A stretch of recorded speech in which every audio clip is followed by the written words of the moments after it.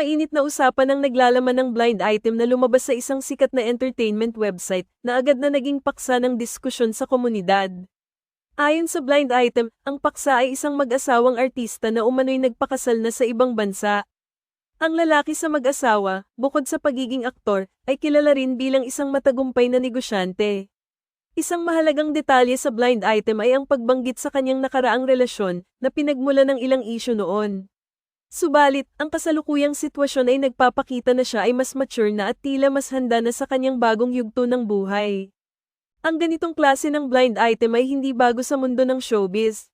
Madalas na ang mga detalye ay may halong katotohanan at haka-haka, kaya't ang mga taga-subaybay ng entertainment news ay palaging abala sa paghahanap ng mga pahiwatig upang matukoy ang tunay na paksa. Sa pagkakataong ito, agad na nahulaan ng ilang mga netizens ang magkasintahan na sina Kim Chiu at Paulo Avellino bilang mga pangunahing tauhan sa blind item. Marami sa mga taga-subaybay ang nagbigay ng kanilang opinyon kung sino ang mga taong tinutukoy sa blind item. Ayon sa mga haka-haka, maaaring ang magkasintahan na sina Kim Chiu at Paulo Avellino ay nagpakasal na sa ibang bansa, batay sa mga palatandaan na inilabas sa blind item.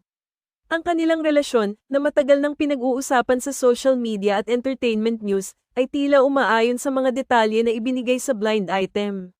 Sa kabilang banda, may mga nagtataka kung bakit ang isang blind item na tulad nito ay nakakuha ng napakaraming atensyon. Ang katotohanan na ang isang artista ay maaaring magpakasal ng tahimik sa ibang bansa ay nagbibigay ng dagdag na intriga sa publiko. Ang mga artista, lalo na ang mga sikat na tulad ni Kim Chiu at Paulo Avellino, ay laging nasa ilalim ng limelight, kaya't anumang balita ukol sa kanilang personal na buhay ay mabilis na kumakalat at nagiging paksa ng masusing pag-uusap. Ang mga tagahanga at netizens ay hindi mapigilan ng kanilang curiosity at excitement kapag lumabas ang mga ganitong balita.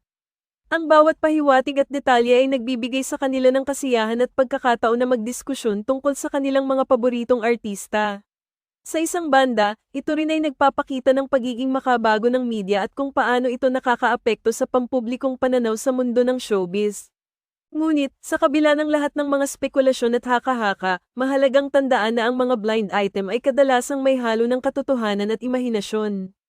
Ang layunin nito ay hindi lamang para magbigay aliw kundi upang magbigay ng pagkakataon sa mga tao na pag-usapan ang kanilang mga paboritong celebrity. Ang tunay na impormasyon tungkol sa personal na buhay ng mga artista ay madalas na lihim at hindi basta-basta na ibubunyag. Sa huli, ang usaping ito ay nagpapakita lamang ng kakayahan ng media at ng mga tao na gawing mas makulay at interesting ang mundo ng showbiz. Ang mga blind item tulad nito ay nagbibigay daan para sa mas malalim na pagtalakay at pag-explore sa mga buhay ng mga artista, kahit na ang tunay na impormasyon ay maaaring mahirap makuha. Kaya't habang patuloy ang pag-usbong ng mga bagong blind item at chismis, ang mga tagahanga at netizens ay patuloy na magmamasid at magbibigay ng kanilang mga opinyon. Ang ganitong klase ng mga balita ay nagbibigay sa kanila ng pagkakataon na maging bahagi ng mundo ng showbiz, kahit na sa maliit na paraan. Ano ang sa inyo sa balitang ito?